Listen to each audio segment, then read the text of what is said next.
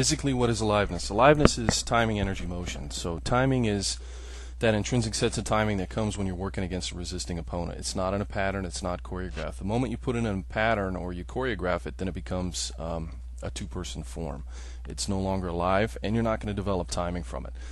So, for example, if I have a pattern when I'm doing Brazilian Jiu-Jitsu where I pass the guard, take cross sides, do an arm bar. Pass the guard, take cross sides, do an arm bar. And my partner is constantly letting me do it without any resistance over and over again. And I do that 10,000 times. I may, and this is arguable, become a little smoother at the motion. I say arguable because I think when you do things with such high repetition without resistance, it tends to actually make you sloppy.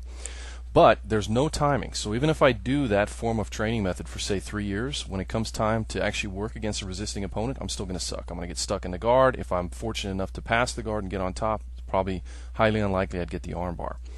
But if I practice passing the guard against somebody that's actually trying to hold the guard, I practice getting the arm bar on somebody that's fighting me a little bit, in the beginning. It doesn't have the key is progressive resistance. It's not full on, and we'll get into that as we talk about training methods. But then I actually get timing.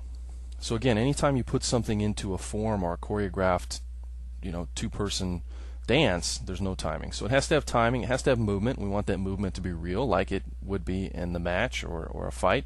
And it has to have energy. And by energy, I'm talking about resistance, the progressive resistance. I'm not talking about anything metaphysical there. Do I still place the emphasis on aliveness? Yeah, absolutely. As I explained before, I believe that aliveness is the only healthy way to go. Aliveness is everything. If a person grasps that principle and they truly understand what's meant by it, then they can't be bullshitted again. And that's why I emphasize it so much.